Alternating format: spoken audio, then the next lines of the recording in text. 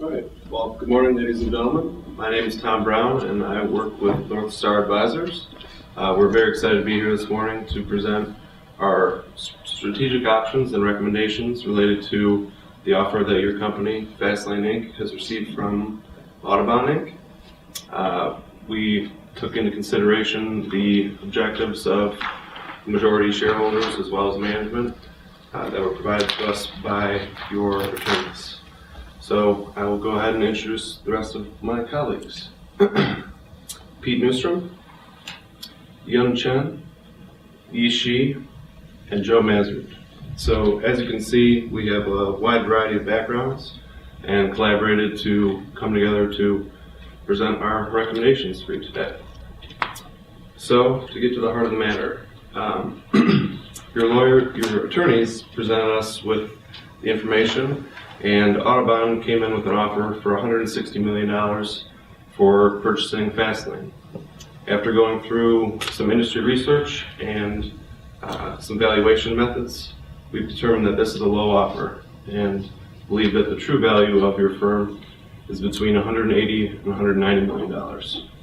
So I will pass this on to Yi Shi, who will go through some of the valuation methodologies. Thank you, Tom. Well, we use several valuation methods here. First, let's see how much value Fastlane can realize from the strategic buyers. We use two valuation methods here. First, based on management forecast, we estimate the cash flow Fastlane could generate in the next following 5 years and discount the cash flow back to today to get a value, which is from 182 to 192 million. Then we use another method called Blue Sky. It is an industry convention. It estimates the equity value of a dealership based on two components. One is net assets, another is goodwill value.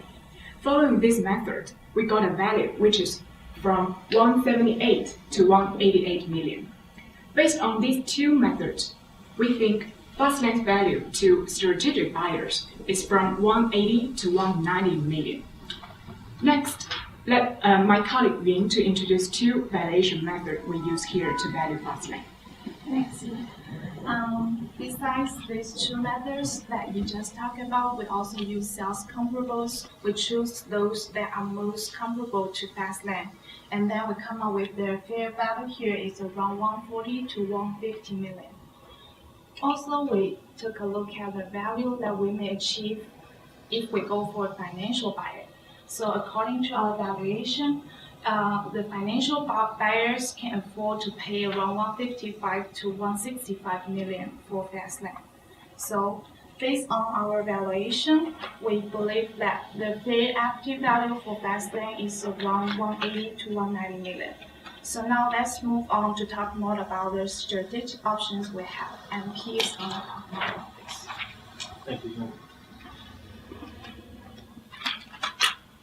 So up to this point, we've been discussing the value of your company based on the context of the offer from Audubon and treating the company as a consolidated whole. At this point, I'd like to introduce a new idea, which is the idea of treating the company as two separate divisions, which can be sold separately.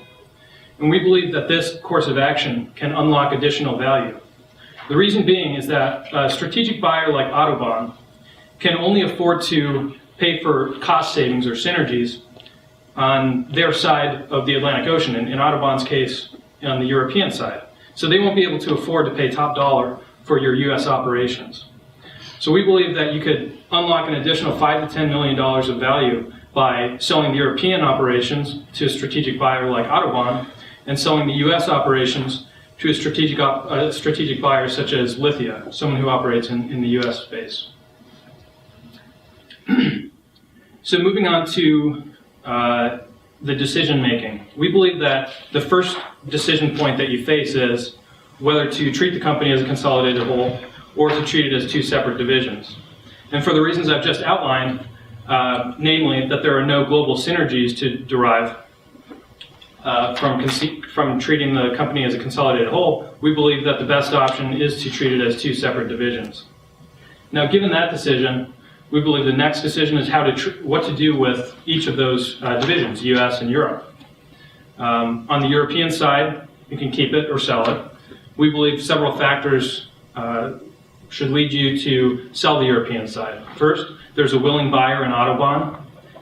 They can derive those cost savings, which will enable them to pay top dollar for your European operations. Also, there are some things that are positive about the European M&A market with regard to car dealerships. Namely, even though the economy is down, there's high M&A activity because dealerships are looking to take advantage of those cost savings and grow their market share through acquisitions.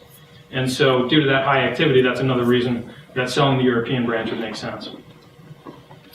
And on the U.S. side, we're going to outline 3 options for you, which is to keep the U.S. operations as is, execute a recapitalization, which Joe will describe in a minute, or to sell the U.S. operations to a strategic buyer like Lithia. So I'll introduce Joe now to take you through the rest of the discussion about the strategic options and outline our recommendations. Thanks, Pete. So Pete mentioned our thought process behind treating Fastlane as 2 separate entities, one in Europe and one in the US. He also explained the advantage of selling the European division to a company like Autobahn because of the synergies that they can get there. I'm going to describe what we think some of the options are with the US side of the firm. So to do this, we need to think about what the goals are for the owners of the company, which is comprised of the family owners, the Millers and the Johnsons, and also management. So their goals for the family is to gain some liquidity so that they can diversify their investments, while management wants to actually continue in their day-to-day operations of the company and actually increase their equity share in the company. So we think one good way to frame the options that you have here is to talk about the difference, the trade-off between control and liquidity, which is the issue we're talking about here. Whether you keep the company or you try to get cash out of the company to diversify your investments. So the first option here is to keep the U.S. operation as it is. You're running the company great, it's a profitable company, and there's no reason why you can't continue to do that in the future. You've already gained some liquidity by selling the European division in the scenario that we've outlined. So if you'd like to stop here, you can. We also think another option is to recapitalize the U.S., and that's to change the ownership structure. The way this works is the company would take on some debt and buy equity from the Millers and the Johnsons, so they would have some cash that they could also use to diversify their investments. This could also benefit management, who's interested in increasing their equity stake in the company, because if we are to sell off the European division, they would have some proceeds from that sale. They could use those proceeds to buy some of the shares from management, and in this way they could increase their equity share and continue to run day-to-day operations. The third choice we have is to sell the U.S. division completely. This is also an option depending, again, on how much liquidity you want and how much you want to diversify your investments. Of course, if you sell the company, management wouldn't be involved in day-to-day operations, so that's something to think about. So that outlines our options that we think are viable. We'd like to give you a specific recommendation that we think would meet all of the goals of the company. First, we think that you should come up with a counteroffer for Autobahn and say that we want you to buy our European division for $95 million. That's the place that we want to start. We realize that Autobahn is interested in Fastlane's European operations for synergies that they can gain. These synergies would include closing the back office in Europe, which may not be something that Mr. Schumacher really wants, since he wants to remain in the company and in day-to-day operations. So we should suggest that if Mr. Schumacher wants to continue in the business, that we can actually we can put an employment agreement into the deal for him so that he can remain a part of the car dealership business. So for the offer from Autobahn, when we say we start with $95 million, this will probably become a negotiation. We think if their final offer is below $80 million, you should reject it. If it's between $80 million and $90 million, then you should consider it. And if it's above $90 million, you should take the offer. Our second suggestion is if they come in too low, under $80 million, you should reject it, but you should also look for another strategic buyer in Europe. You should actually hang on to it for a couple of years. Reason being that in the United States, we're in the middle of a recovery from a recession. We think that we're on an upward trend, and we think that car sales will also be, automotive sales will be increasing in the future. For this reason, we think if you wait for a couple of years until the recovery gets to its peak, you can actually realize some more value more than today. So hang on to it, and if you want to sell it in a couple of years, that'll be a better payout for you. So this is our specific suggestion, and we believe that if you follow these suggestions that we've outlined, you will be able to meet the goals of management and the ownership, and that you will be able to see the maximum value for your company. Thank you. Any questions? The question that I have is,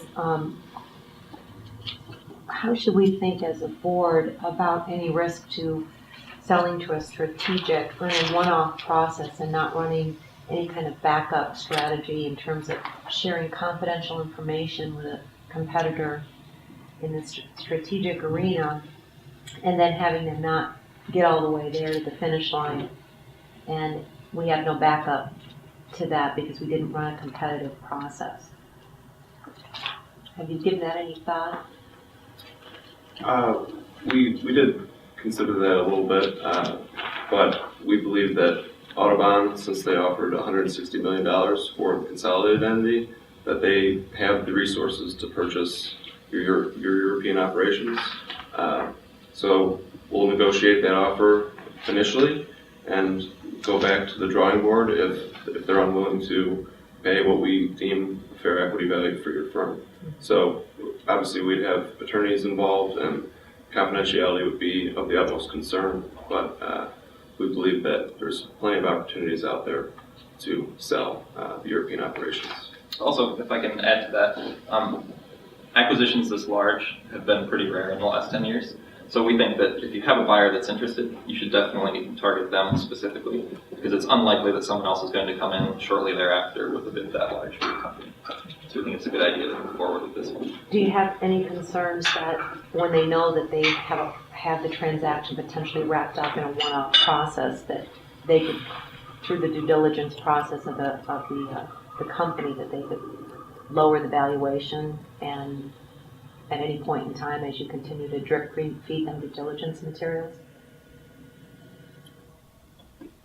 That's something that we did not consider, but we would like to consider going forward in advising you. So that's a great point.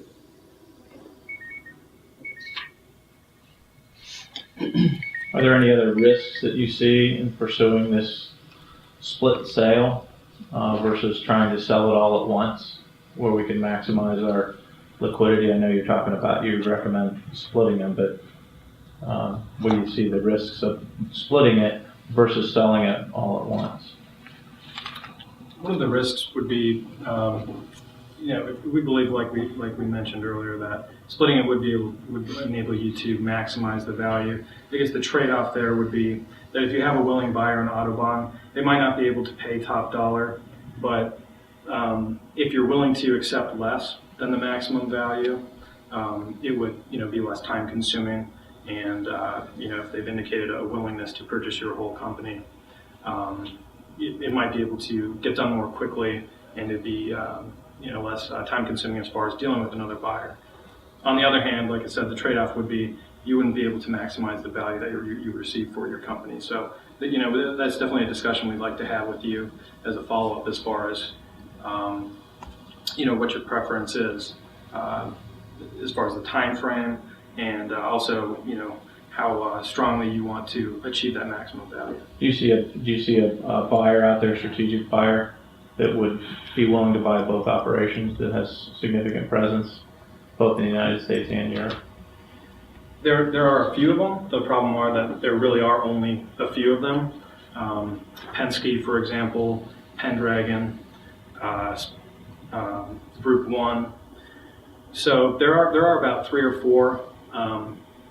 And the one issue with that is that there's a limited number, less than 5. And the other issue is that, like Joe mentioned, there aren't very many deals of that magnitude, over 100 million, that have gone down in this industry over the past 10 years. And so it seems like another advantage to breaking the company into 2 divisions and selling them separately would be that it's more likely to find a willing buyer in that kind of mid-range as opposed to that top dollar, that top value. If we wanted to pursue the sale of Europe, but then do a simultaneous recap with the U.S. operations, what do you see going on in the capital markets today? Would you like to go to the recapitalization slide? Yeah, so we've outlined one scenario. This isn't the only possible scenario, but we've outlined one recapitalization scenario here that we think would be a good fit. So what we see here is we've outlined a scenario where we have about $30 million that we borrow from the bank, and we have what we've estimated the interest rates here. And for a total of $97 million, this would allow the Millers and Johnsons to take about $30 million off the table. And here we can see the schedule for bank debt, and basically the banks want to pay that off in about 5 to 6 years. So this is a scenario where we think that's possible with these interest rates and taking that amount of equity off the table. So you think we'd be able to do an all-cash deal?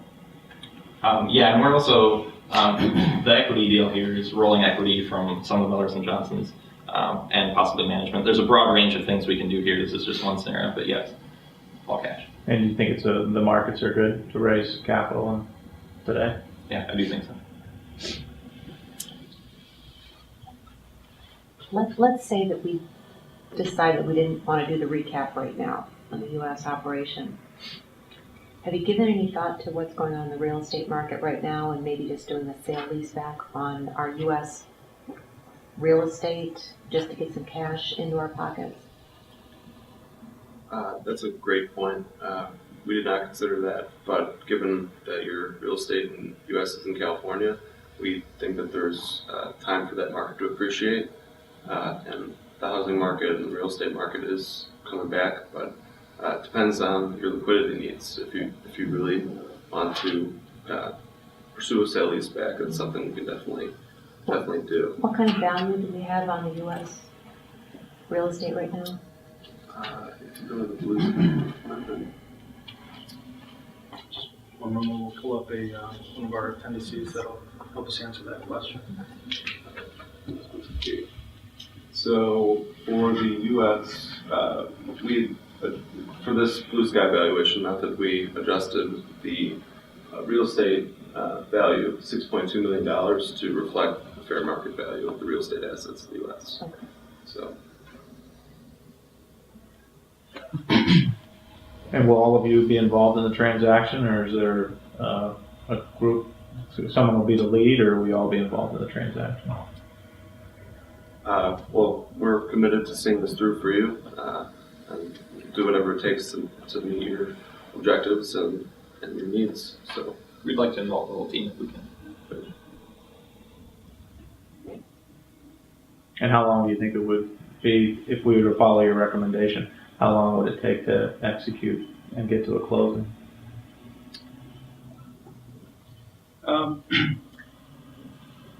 Depends on several factors as the situation unfolds, but I think 3 to 6 months for the negotiations with Autobahn would be a reasonable time frame, and then putting off the sale of the U.S. if that's an option you decide to pursue would be at the time frame of several years after that to achieve the maximum value there.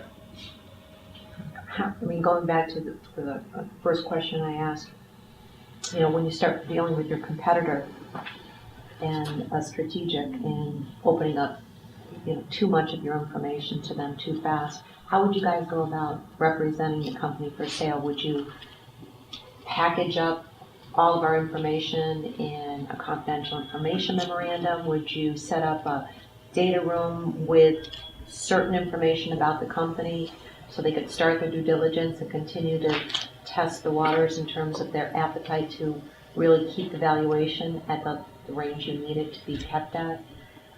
How would you guys go about doing that? Because this is a one-off process versus having, a full-blown auction process for potential buyers. Just curious as to how you play that out. Right. Well, as due diligence has not began with Autobahn, we just received the offer. We would counter with our specific recommendation and at that price point. And we would, if they were willing to engage in due diligence, we'd only provide them with limited information related to the European operations. So that way we can kind of piecemeal and feed them information and kind of gauge how we feel if they're going to really be serious buyers. We are also confident in our valuations, and we think that their financial team would probably come to the same conclusions as we do, that we would be able to sell in the fair market range. So we're not concerned with giving too much to go. So your recommendation to kind of split. So, sorry, Oh, cut it off. So, thanks guys, appreciate you coming in and the presentation. Thank you. Thank you very much. Yeah, very helpful.